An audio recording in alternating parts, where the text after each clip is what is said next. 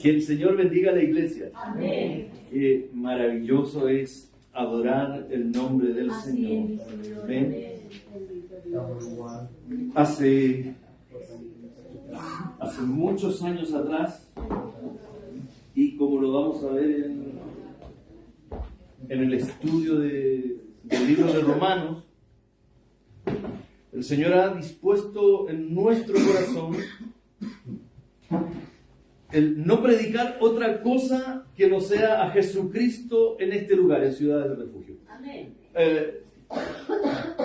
Podemos hablar de todos los temas, de toda la doctrina, podemos hablar de toda la Biblia, pero Jesús es el vértice central en donde todo gira. Amén. Y eso es lo que vamos a ver el día de hoy en los textos que siguen. Amén. Romanos capítulo 1, versículo 2. Ahí vamos. Que el Señor nos ayude para poder ir avanzando. Amén. Lo hermoso, lo maravilloso de la palabra del Señor es un océano insondable que no tiene límites. Y lo vamos descubriendo cuando leemos 7 versículos y avanzamos uno. Vamos a ver cómo andamos. Amén. Y le damos lectura en el glorioso nombre de nuestro amado Señor Jesús. Desde el versículo 1, ya vamos para poner en contexto lo que estudiamos el domingo pasado. Pablo, siervo de Jesucristo, llamado a ser apóstol, apartado para el evangelio de Dios, que él había prometido antes por sus profetas en las santas escrituras, acerca de su Hijo, nuestro Señor Jesucristo, que era del linaje de David según la carne, que fue declarado Hijo de Dios con poder según el Espíritu de santidad por la resurrección de entre los muertos, y por quien recibimos la gracia y el apostolado para la obediencia a la fe en todas las naciones por amor de su nombre, entre las cuales estáis también vosotros llamados a ser de Jesucristo. A todos los que estáis en Roma, amados de Dios, llamados a ser santos, gracia y paz a vosotros de Dios nuestro Padre y del Señor Jesucristo. Te adoramos, Señor. Hemos estado en tu presencia, estamos en tu presencia, Señor, estamos delante de tu trono, del trono de gracia, Señor. No podemos más que levantar nuestras manos y adorarte, Señor, que nuestro corazón se regocije al entender, Señor, que tu presencia está en este lugar, Señor, que eres tú el que guía nuestros pasos, el que guía a tu iglesia, Señor, que eres tú el Señor de la iglesia, Señor. Oh, bendito y alabado sea tu nombre, Señor. Exaltamos tu nombre, te honramos a ti, Señor, por sobre todas las cosas, Señor. Tú eres el primero, tú eres el último, tú eres el todo en todo, Señor. Todas las cosas son para ti, todas las cosas son por ti, Señor. A tu nombre glorificamos, a tu nombre damos toda honra, toda majestad, Señor. Si hay algo bueno, Señor, si hay algo que pudiera salir de nosotros, Señor, que esto sea para ti, Señor. Que nuestras coronas se pongan ante tus pies, reconociendo tu señorío sobre nosotros, Padre. Honramos tu nombre, Señor. Eres nuestro Señor, Padre, y así lo declaramos, Padre. Bendice nuestra vida por medio de tu palabra. Abre nuestros ojos, Señor, por medio de tu palabra. En el nombre de Jesús, amén. Y amén. Denle la gloria al Señor. Gloria a Dios, gloria a Dios, gloria a Dios. Gloria al Señor para siempre. El Señor bendiga a la iglesia. El Señor bendiga a todos los que llegaron a escuchar la voz del Señor. Por favor, tomen su asiento. Me alegro de verle a todos. No los pude saludar a todos. Amén. Y de entrada, antes de, voy a pasar 2 avisos que son importantes y que atañen a nuestra congregación, a nuestro ministerio, y que también atañen a los que nos escuchan por medio de las redes sociales. Amén. ¿Por qué? Porque hay mucha gente que espera el tiempo de la palabra para poder recibir la palabra. a contar de esta semana, y no sabemos por cuánto tiempo, pero por lo menos por el invierno, vamos a tener una sola reunión el día miércoles a las 8 de la tarde. Esto es para los que se congregan en la semana. A las 8 de la tarde, día miércoles, amén. Y el programa Ciudadanos del Reino, que va a las 10 de la noche, el día jueves, amén. Dios bendiga a nuestros hermanos, a los que están ministrando. Si la reunión el día miércoles empieza a las 8, el mensaje va a ir alrededor de las 9 de la noche, para los hermanos que se conectan por el en vivo, amén. Y el día domingo... No, el día domingo no dejamos de hacer reuniones. Pero vamos a cambiar el horario. A las 11 de la mañana. A las 11 de la mañana. No, de la noche ya es muy tarde. A las 11 de la mañana, y yo estoy seguro que todos los que llegan después de las 10 van a llegar a la hora ahora. No aumentan nada. La idea es empezar a las 11, ¿ven? Justamente por esto del frío. Hoy día yo me levanté a las 7 de la mañana a correr la camioneta y había una escarcha pero muy gruesa arriba del vehículo. O sea, hoy heló. Amén. Las enfermedades respiratorias andan a la orden del día y el Señor nos llama a ser sabios. Ustedes adoren el domingo, el horario pónganlo ustedes. No está diciendo ni a las 6 de la mañana ni nos está diciendo a las 10 de la noche. Tienen el domingo para adorar, disfrútenlo, aprovechenlo. Así que a las 11 de la mañana, el día domingo, desde el próximo domingo en adelante. Amén. Amén. Bien, amados, vamos a entrar a la palabra del Señor.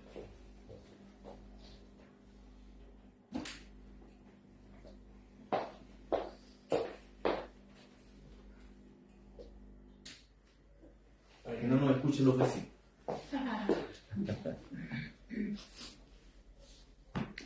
Romanos, que es la carta a la que estamos tratando de entrarle, ¿cierto? Que hemos hablado ya durante 2 mensajes, este es el tercero, vamos a entrar al versículo 2.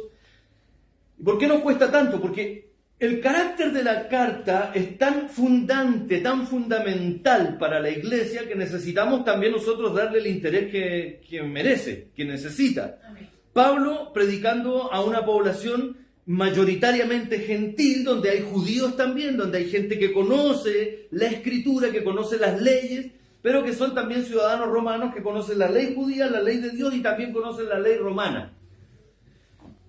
Son ciudadanos del reino del imperio romano, amados. Y en medio de todo esto aparece el Evangelio de Jesucristo a trastocar, a subvertir el orden impuesto por el imperio, que dice que el Señor es el César, y el Evangelio dice que el Señor es Jesús.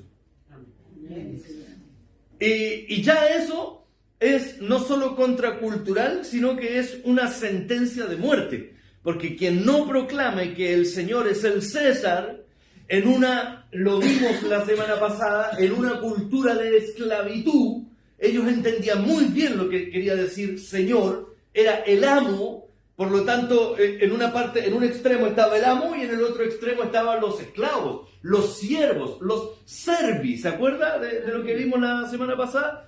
Entonces, no era menor el tema. Y vimos este versículo 1 separado en 4 partes. Pablo, siervo de Jesucristo, llamado a ser apóstol, apartado para el Evangelio de Dios. La primera parte era Pablo mismo. Entonces, el Señor nos llama. Somos esclavos de Él, pero además nos aparta. Para prepararnos a lo que tenemos que hacer, a lo que tenemos que ir, a cuál va a ser nuestro llamado, nuestro llamamiento, que sale de la vocal, del hablar. A ver, ven para acá, te voy a usar. ¿En qué me vas a usar, Señor? No soy bueno para nada, decía Isaías, soy niño. Dice, no, tú quédate tranquilo. Si el que te va a usar soy yo. No es tanto la herramienta, no es tanto el micrófono, sino cómo lo usa el orador. Lo mismo pasa con nosotros, no son nuestras capacidades, no son nuestras cualidades, que evidentemente Dios las va a usar también para su gloria, pero no es tanto el que habla, sino quien habla por medio de ese que está hablando. El Señor nos ayude. Amén. Ahora, él dice, Pablo escribe en el versículo 2, dice, apartado para el Evangelio de Dios, que Él había prometido antes por sus profetas en la Santa Escritura. Eso dice el versículo 2. Los lectores de la Escritura, los estudiosos de la Escritura, le llaman el protoevangelio. Este evangelio que no pertenece a una casta sacerdotal, que no pertenece a una rama específica, sino que pertenece de Dios y viene de Dios mismo, que no es el producto de una flatulencia profética, ¿ya? Que no es el producto de una verborrea, sino que proviene de Dios. El evangelio es de Dios. Y Él dice que Él había prometido antes por sus profetas, y nos vamos a la Escritura. ¿Qué es lo que dice Génesis 3:15? Dice: y pondré enemistad entre ti y la mujer, y entre tu simiente y la simiente suya. Esta te herirá en la cabeza y tú le herirás en el calcañar. Hemos dicho ya en varias oportunidades que la clave de interpretación, la clave hermenéutica para interpretar toda la Escritura es Cristo. Es Jesús. Todos los contextos giran en torno a Jesús. Desde el principio de la creación hasta el final de los tiempos, es Jesús el que atraviesa toda la historia de la humanidad. De toda la humanidad y de toda nuestra humanidad, de nuestras humanidades. Él es el primero y es el último. Es el alfa y la omega. Entonces, cuando vemos desde el principio, cuando el Señor, el Padre, le dice: hagamos al hombre a nuestra imagen y a nuestra semejanza, los estudiosos dicen que ahí está hablando ya con el Hijo, con el Espíritu de Dios, que hay una convención divina donde está diciendo: vamos a crear al hombre. Pero lo vemos más claramente 3 capítulos más adelante, cuando dice: yo voy a poner enemistad entre la simiente de la mujer y entre tu simiente, entre la simiente de la mujer y la simiente diabólica. La simiente de la mujer va a herirte en la cabeza, va a ser una herida de muerte, y sin embargo tú le vas a herir en el talón, en el calcañar. Ahora, esto no es menor, porque herirle en el calcañar se está refiriendo a los sufrimientos y a los padecimientos que va a pasar primero Cristo, como el siervo sufriente de Isaías 53, y luego la iglesia misma. Cristo es cabeza ¿de qué cosa? De la iglesia. La iglesia es el cuerpo de Cristo. Y el cuerpo tiene manitos, tiene oídos, boca, tiene ojos, tiene tronco, tiene piernas y también tiene, y en los pies tiene talón. No nos estamos salvando. Hay uno, y el Señor lo predijo, que iba a perseguirnos hasta el último de los tiempos. No iba a descansar, Él nos iba a cansar, nos iba a cabrear de hacernos la vida imposible. Y ese es el enemigo de nuestras vidas. Es verdad, lo hemos dicho muchas veces, que el primer enemigo de nosotros somos nosotros mismos, ¿cierto? Pero no es menos cierto que hay un enemigo de nuestras vidas que está ahí luchando, acechándonos todo el tiempo. Él no se puede meter a su mente si usted no se lo permite. Él no puede saber las intenciones de su corazón. Ese es el Señor. Esa es la palabra de Dios la que nos escruta profundamente. Pero no el enemigo. ¿Sabe lo que hace él? Es estudiarnos. Fíjese que en los estudios de humanidades hay una cuestión que habla sobre la interpretación de nuestros gestos, nuestra forma de hablar físicamente. Como cuando yo estoy a la defensiva, como cuando yo estoy cerrado a lo que me están diciendo, o como cuando estoy tranquilo. Mi gesticularidad algo está diciendo de mí. Y si lo saben estudiar los humanos, usted dígame que el enemigo no va a saber estudiarnos también a nosotros. Cuando estamos preocupados y ponemos cara de tragedia, logré preocuparlo. Porque nadie va por la vida pasando las pruebas con cara de felicidad, pero sí podemos ir confiando en el Señor y podemos proclamarlo. Él no sabe lo que pensamos, pero sabe lo que está diciendo nuestro cuerpo, la cara. Él sí lo sabe. Y Él nos está leyendo todo el tiempo. ¿Sabe lo que hicimos ayer? Y lo que hicimos el verano pasado. El Señor nos bendiga, ¿ven? Entonces, necesitamos de continuo ir a las plantas del Señor, porque la promesa de la Escritura dice, va a haber uno que va a poner término al reinado, al que, dice la Escritura, al que tenía las llaves del imperio de la muerte, Él las arrebata, va a poner término a eso. Pero entre tanto que pone término, Él va a estar ahí no molestándonos, molestándonos, tentándonos. Por eso es que dice también la Escritura en Santiago que cuando uno es tentado, de su propia concupiscencia es atraído. ¿Atraído por quién?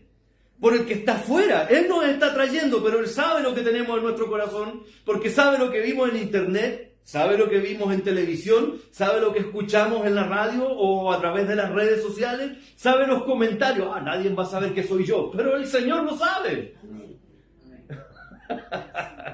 Sabe cómo miramos a la mujer que enfrentamos en el mall, sabe con qué intención nosotros hicimos tal o cual cosa. Eso lo sabe el Señor, amado. El Señor nos ayuda. Y el enemigo nos estudia. Y apenas puede, Él tiene un nombre que es bastante especial y dice mucho de su carácter. La Biblia lo declara en Apocalipsis como el acusador. Mira, Señor, ahí está el que va a adorar los domingos en la mañana, pues míralo ahora cómo está. Y no solo te acusa ante el Padre, sino que te acusa ante tu propia persona. Ahí está, ¿viste?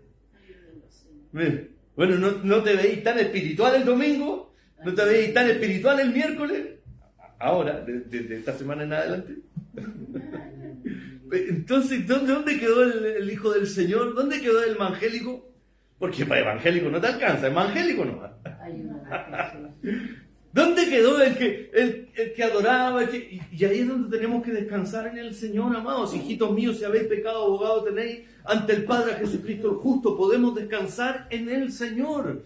El tema es que tenemos que ir madurando este desarrollo, este caminar, este tránsito que estamos viviendo en esta vida, para que al final de nuestros días, la suma para la raya de todos nuestros hechos haya quedado en la presencia del Señor. Que hayan sido más las veces que estuvimos en la presencia del Señor que en la presencia del diablo, amado.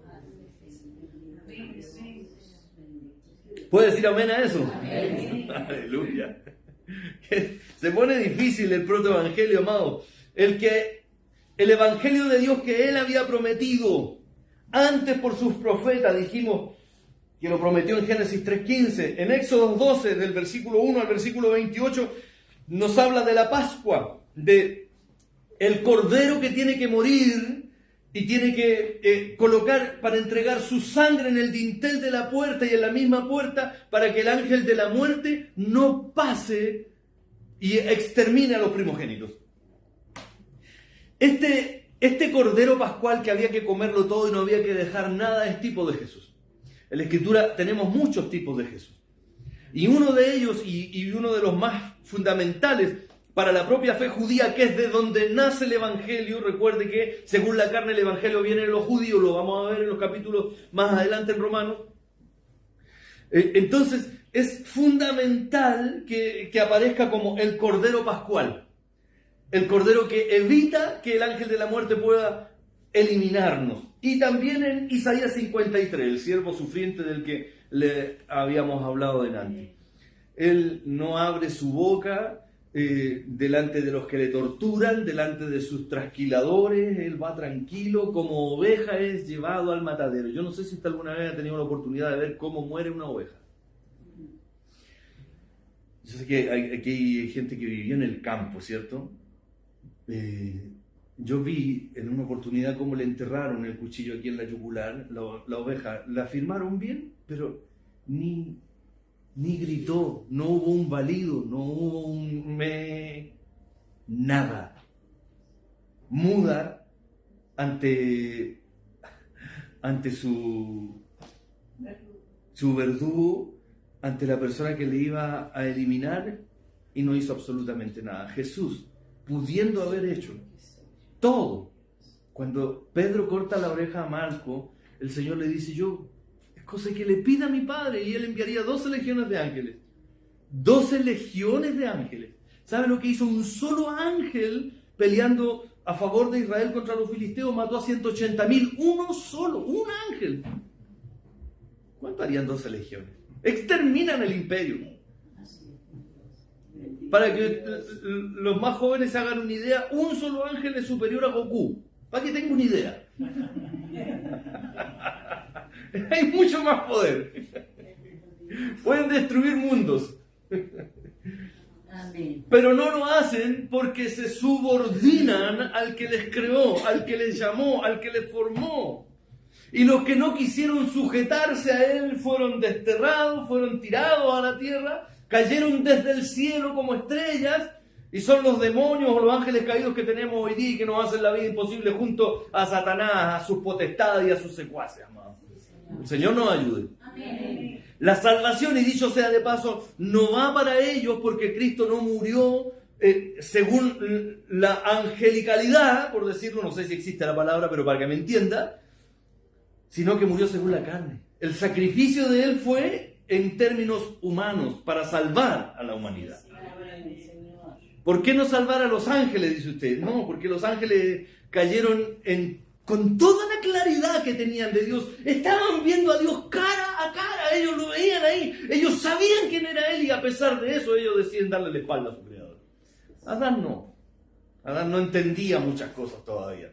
Sabía, sí, desobedeció, pero él es no sé si digno, pero el Señor en su amor da la vida por esta humanidad que Él ha creado. El Señor nos ayude. Los profetas, dice que Él había prometido antes por sus profetas en las Santas Escrituras. Fíjese que cuando habla de los profetas no está hablando de cualquier profeta, sino que está hablando de los profetas que son de Dios. ¿Por qué dice de sus profetas? Porque hay profetas que no son de Dios, amados hermanos.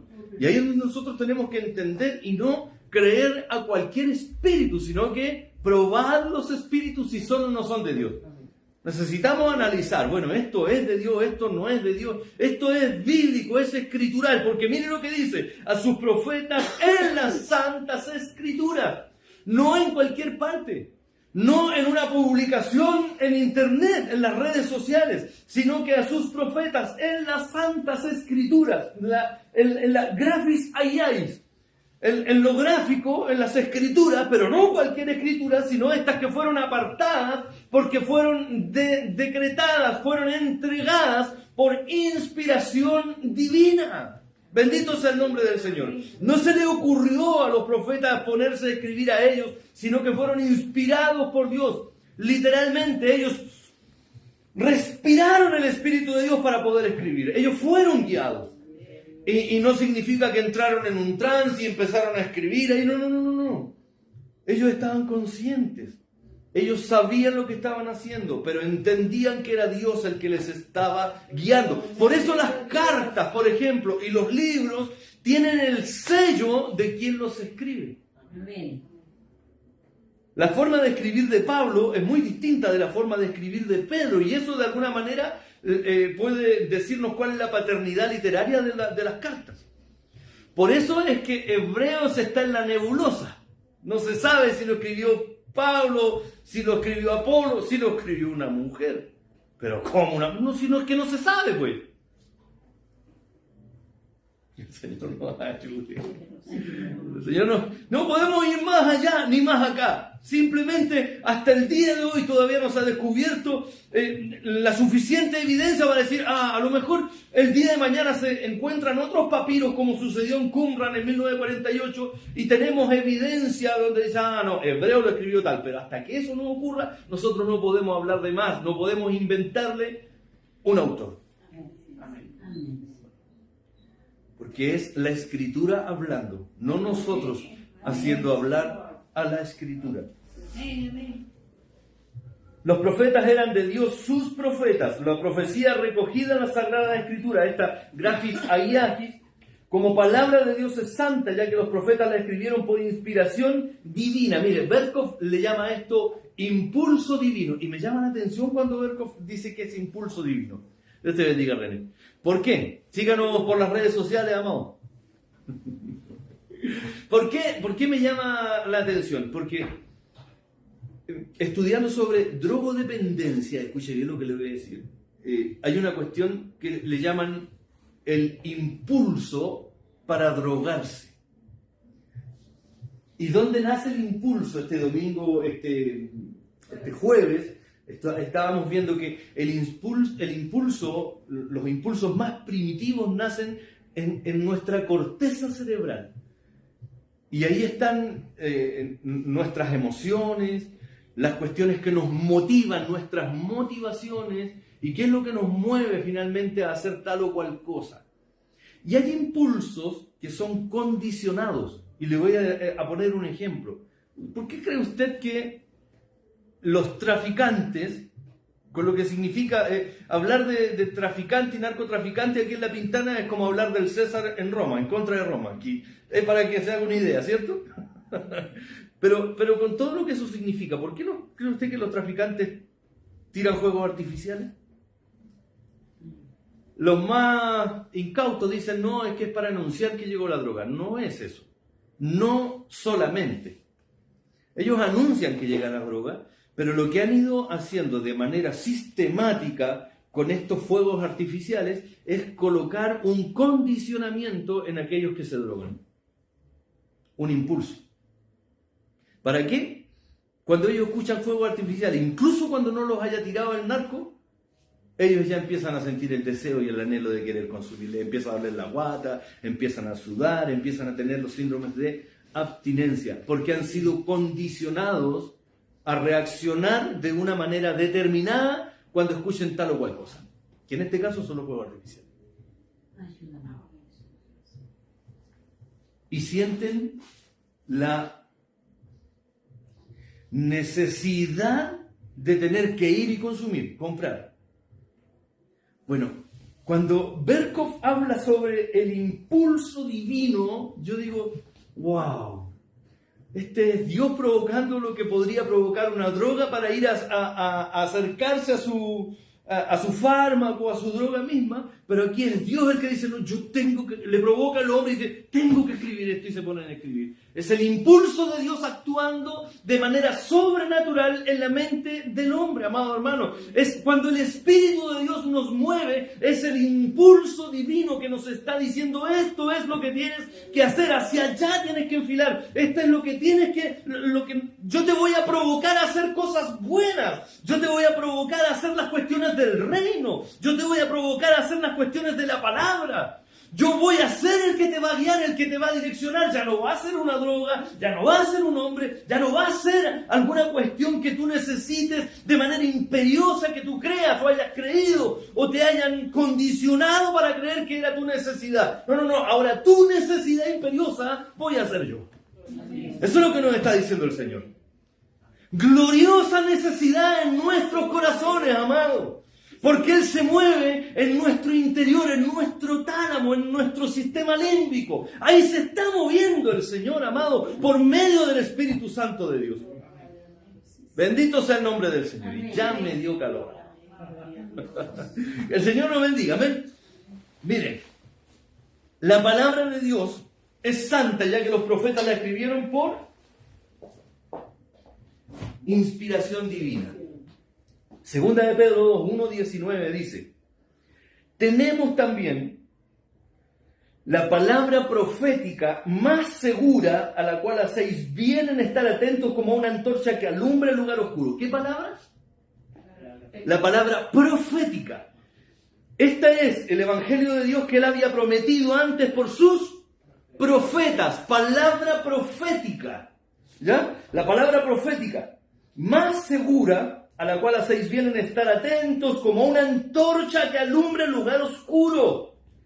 Como lo que decía el Salmo 119, versículo 105, lámpara es a mis pies tu palabra y lumbrera a mi camino. Lámpara es una antorcha, tu palabra a mis pies inmediatamente. Y en el futuro es lumbrera a mi camino, a lo que viene. a lo que me va a pasar mañana, a lo que me va a pasar el mes que viene, si tú me das la oportunidad de vivir 10 años, tú eres lumbrera a mi camino, está diciendo el Señor. Entonces, hacemos bien en estar atentos como una antorcha que alumbra el lugar oscuro hasta que el día esclarezca y el lucero de la mañana salga en vuestros corazones. ¿Cuándo va a pasar eso? Cuando Cristo venga a buscar a su iglesia, amado. Versículo 20, 2 de Pedro 1:20, dice, entendiendo primero esto, que ninguna profecía de la Escritura es de interpretación privada.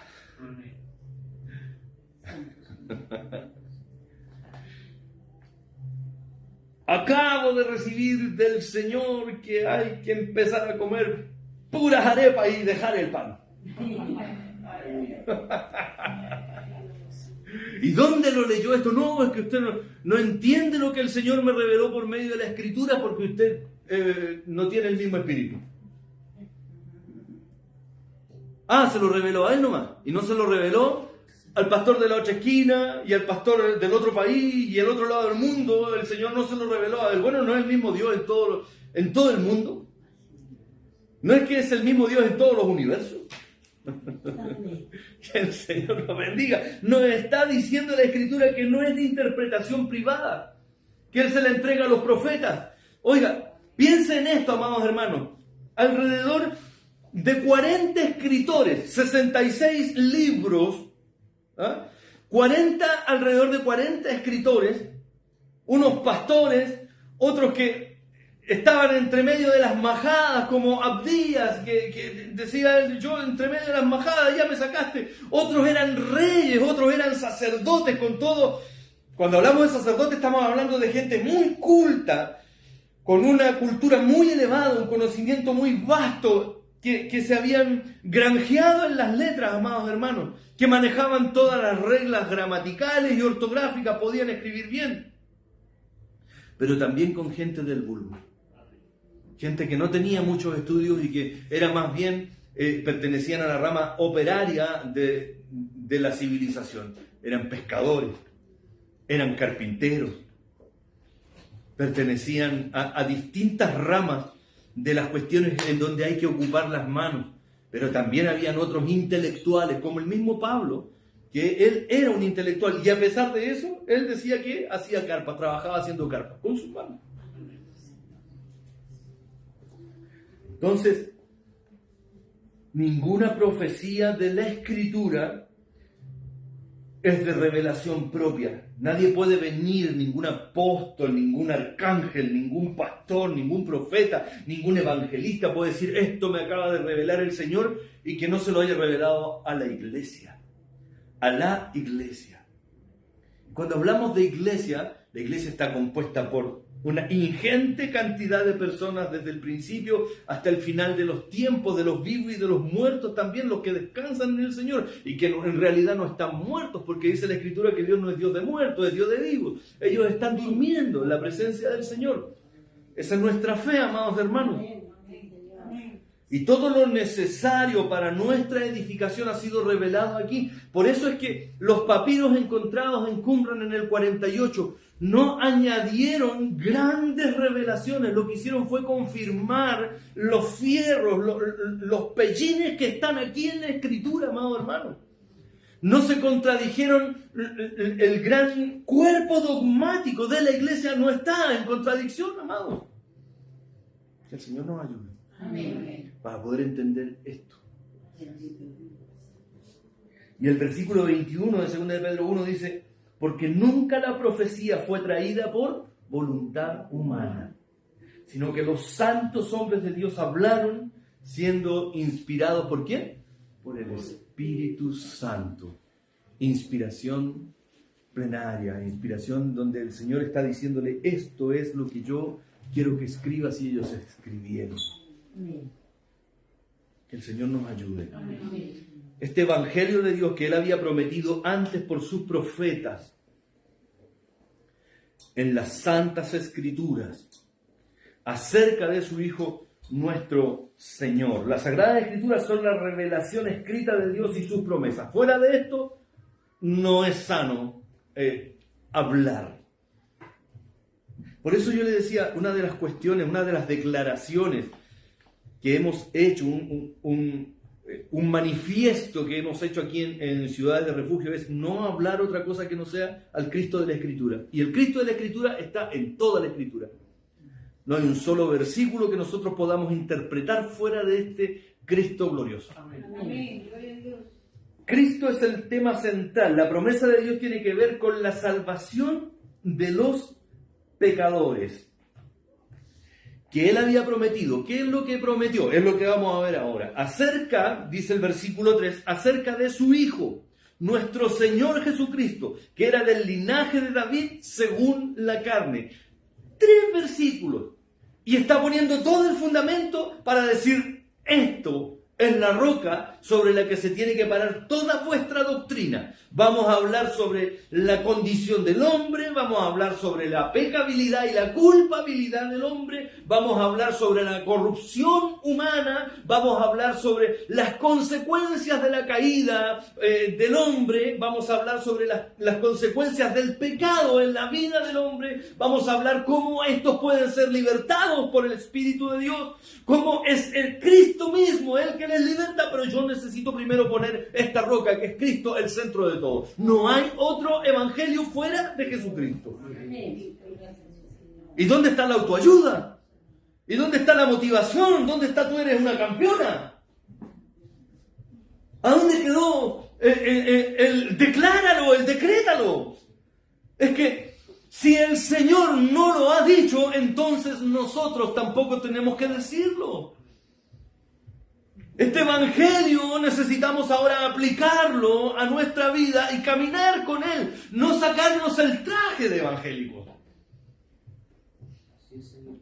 Caminar con él, Amén. andar con él, Amén. vivir con él, Amén, Señor. Amén. respirar a Cristo, Amén. estar ahí en su presencia. Amén, Señor. No, pero es que todos los peros que tengamos, vamos a los pies de Cristo. Sí, Señor. Amén. Descansemos en él, amados. Amén. Los apóstoles se enojaron entre ellos también, nos dice el libro de los Hechos. Tuvieron problemas. Pablo reprende a Pedro. Pablo se separa de Bernabé. Como que Pablo era conflictivo, estaba siempre al medio. Tenía su carácter, Pablo. Marco los deja, que era primo de Bernabé, lo deja, se va por otro lado y Pablo, en su tercer viaje misionero, Bernabé quería llevar a Marco con él y Pablo dice, no, espérate un poquito, él nos dejó. Sí, pero bueno, ¿en qué quedó que tenemos que perdonar? Si yo ya lo perdoné, yo ya estoy en paz con él, pero no puedo volver a confiar en él en el ministerio. Punto. Entonces, ¿qué hago? ¿No? Haz lo que tengas que hacer. ¿Y qué es lo que hace Bernabé? Se va junto a Marco hacia el sur, como dijimos la vez anterior, hacia el sur, hacia la parte de África, a seguir en sus viajes misioneros, pero aparte de Pablo. De ellos no volvemos a saber en la Escritura, sin embargo, de Pablo tenemos las cartas que tenemos hoy día de él, por la voluntad soberana del Señor, la soberana voluntad de Dios, que el evangelio que predicó Bernabé fue inferior al que predicó Pablo. No, yo no creo que haya sido eso. Yo creo que el evangelio que predicó Bernabé siguió la misma sana corriente de la Escritura, amados hermanos. Pero el punto es que al Señor no le plació hablarnos de Bernabé en este tiempo, sino que de su apóstol Pablo. Amén. Que el Señor nos ayude. Amén. Amén. El tema es que pueden haber disensiones en el cuerpo de Cristo. Tenemos que saber cómo enfrentar esas disensiones y tomar decisiones. Amén. El Señor nos ayude. Amén. Gloria a Dios. En los versículos 3 y 4 estamos viendo que la persona central, que el evangelio que viene de Dios, que vimos en el versículo 1, el evangelio que viene de Dios es Jesucristo mismo, acerca de su Hijo nuestro Señor Jesucristo, que era del linaje de David. Cristo es el tema central del evangelio, Jesús es el Hijo de Dios, hay una relación paterno-filial, paternal e hijo, muy ligada ahí, en donde el Señor nos está diciendo, a ver, este es mi hijo al que yo he engendrado, no creado como... Colosenses nos dice que Él es el principio de la creación, pero no está queriendo decir que Jesús es creado, sino que en Él es creada toda la creación, que Él es la fuente de toda la creación. Amén. Decir que Jesús es creado es irse en contra de que Él es eterno como lo es su Padre. Que el Señor nos ayude. Amén. La relación paterno-filial entre las dos personas divinas no es un mero hombre, sino que es hijo de Dios, y la deidad de Cristo es declarada con claridad. Aquí, al decir que la naturaleza misma de Jesús es divina también. Amén. Según la carne, Él viene de los lomos de María, y su padre adoptivo, su padrastro, o su padre postizo, es José. Pero José viene del linaje de David y María viene del linaje de Natán. Ambos vienen del linaje davídico. En la carne ambos vienen del linaje de David. Que el Señor nos bendiga. Amén. Pero en el Espíritu Jesús es Hijo de Dios. Amén. ¿Amén? Versículo 3b dice: nuestro Señor Jesucristo, acerca de su Hijo, nuestro Señor Jesucristo. Filipenses 2:9-11 dice: por lo cual Dios también le exaltó hasta lo sumo y le dio un nombre que es sobre todo nombre, para que en el nombre de Jesús se doble toda rodilla de los que están en los cielos y en la tierra y debajo de la tierra, y toda lengua confiese que Jesucristo es el Señor, para gloria de Dios Padre. Fíjese, Él es el Señor, pero para la gloria de Dios, para la gloria de su papá. Él mismo exalta al Padre, Él mismo lo alaba: Padre, te adoro, te alabo, porque escondiste estos grandes misterios de los grandes para mostrarlos a los más pequeñitos. Él se regocija, se exalta, Él derrama su corazón en adoración ante el Señor, ante el Padre. Y el Padre le dice: tú eres mi Hijo amado, yo te declaro como Señor de toda la humanidad. Tú eres el dueño de toda la humanidad. Amén. Bendito sea el nombre del Señor. Amén. Cristo mismo lo declaró. Mateo 28:18 dice: y Jesús se acercó y les habló diciendo: toda potestad me es dada en el cielo y en la tierra. Efesios 1:22-23 dice: y sometió todas las cosas bajo sus pies y lo dio por cabeza sobre todas las cosas a la iglesia, la cual es su cuerpo, la plenitud de aquel que todo lo llena en todo. Amén. Que el Señor bendiga a la iglesia. Amén. Vamos a cerrar esta idea en estos 3 versículos, amados. Pablo fue apartado para el Evangelio de Dios, que él había prometido en el protoevangelio y en toda la Escritura. Él prometió este Evangelio por sus profetas en las Santas Escrituras acerca de Jesús, nuestro Señor. Si Jesús no es nuestro Señor, entonces no estamos siendo parte de la iglesia que Jesús formó, que el Padre formó. Si Jesús no es nuestro Señor en todo, no es mucho lo que podemos hacer, amados hermanos. Que era del linaje de David según la carne, que fue declarado Hijo de Dios con poder, según el Espíritu de Santidad. Y algunos dicen: está hablando del Espíritu Santo. No, está hablando del Espíritu de Jesús. Su Espíritu, en su persona había santidad. Su carácter era santo. Él era santo. En la carne estoy refiriendo. Él era santo según la carne y evidentemente sigue siéndolo hoy día. Amén. Pero no está hablando del Espíritu Santo de Dios, la tercera persona de la Trinidad. No, está hablando del Espíritu de Cristo. Cuando habla del Padre dice que Dios mismo es Espíritu. Es Espíritu. Y cuando habla del Espíritu Santo, Él nos dice que el Espíritu Santo tiene emociones, que piensa, que ordena, que dirige. Tiene las mismas características de Dios. Amén. Que el Señor nos ayude. Amén. Amén. Entonces, nosotros podemos tener la quinta revelación de quien sea, pero necesitamos acercarnos a la Escritura, amados hermanos. ¿Qué cuestión práctica, amados, y para ir cerrando, qué cuestión práctica nos enseña la Escritura a través de esto, amados hermanos? Primero, apeguémonos, aferrémonos a la Escritura. Tal vez nos vamos a demorar un poco, y día avanzamos hasta el versículo 4, casi, hasta la mitad del versículo 4. Apeguémonos a la Escritura y a lo que ésta nos va enseñando. Tal vez va a ser un viaje largo, pero ¿cuántos años lleva en el Evangelio usted y nunca se ha dedicado a estudiar un libro completito? A lo mejor el primer libro completo que estudió fueron las cartas juaninas aquí. Y más de algún mensaje ni lo vio, dijo, no, hoy día no voy. Ahora tiene la oportunidad de que si falta, usted lo puede ver igual. Eso no lo tenían los apóstoles.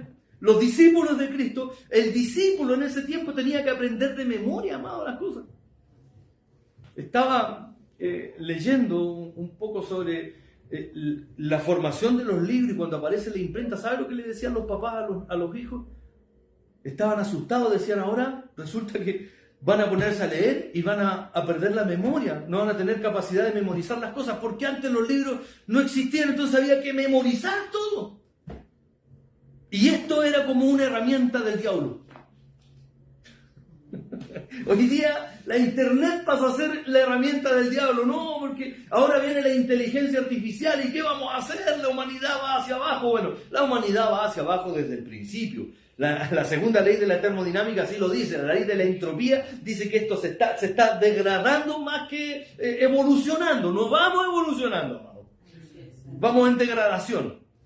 Pero en medio de todo eso, el Señor nos está diciendo, ustedes síganme a mí, créanme en mí, descansen en mí, déjense ser guiados por la propia Escritura, esta Escritura antigua pero que para nosotros sigue tan vigente, de la que el Señor dice, se va a secar la hierba, va a caerse la flor, pero la palabra no va a pasar. No hay una coma ni una tilde que pase de esta palabra. Todo se va a cumplir. Amén. Y descansamos en las promesas del Señor.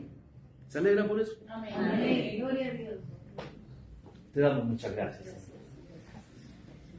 Gracias por tu palabra, Señor. Gracias por permitirnos exponer tu Escritura, Señor. Ayúdanos para estar atentos, Señor, con tu Evangelio, para entender que el Evangelio es nuestro en tanto en la medida en que nosotros somos de ti, Señor.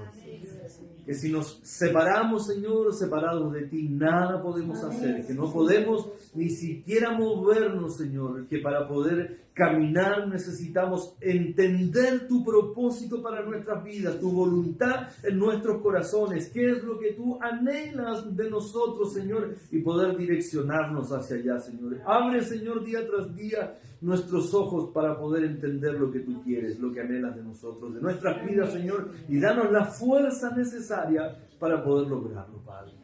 Bendice, Señor, a tu iglesia, bendice a aquellos que escucharon tu palabra por medio de las redes sociales, Señor. Tu nombre sea exaltado, tu nombre sea glorificado, Padre. En el dulce nombre de Jesús. Amén. Amén.